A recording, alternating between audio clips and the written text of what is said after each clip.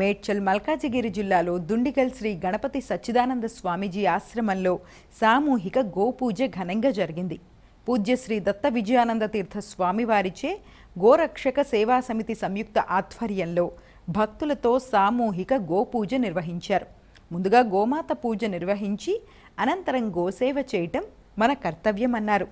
గోవును సేవించటం ద్వారా మనకు అన్ని సంపదలు కలుగుతాయని, గంగా నదిలో పవిత్ర స్నానము, భగవద్గీత పారాయణము, గోమాత పూజ, గురువును సేవించటము, గోవిందుణ్ణి స్మరించటం అనే 5 అంశాల వల్ల విశేష ఫలితాలు సిద్ధిస్తాయన్నారు.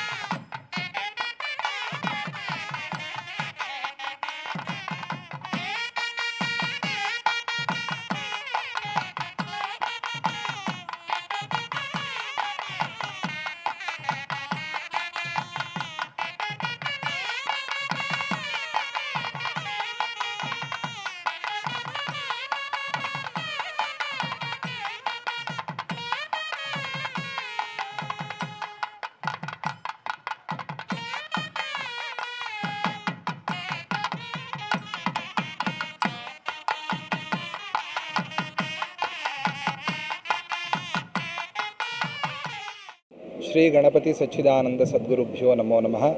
गोमात्रे नमो नमः।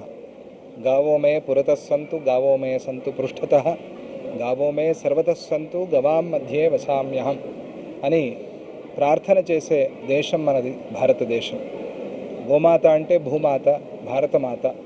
సమస్త ప్రకృతికి కూడా గోమాత మూలం, ఆధారం. ఆ గోమాత బాగుంటే మనం అందరము బాగుంటాం. కనుక ఆ గో సంరక్షణ అనేది మనందరి యొక్క ప్రథమ ధర్మం. దాని తరువాత మిగతావన్నీ కూడా. గోవుల్ని గౌరవించకుండా, పూజించకుండా మనం భగవంతుడిని ఆరాధిస్తాము, పూజిస్తామంటే భగవంతుడు మెచ్చడు.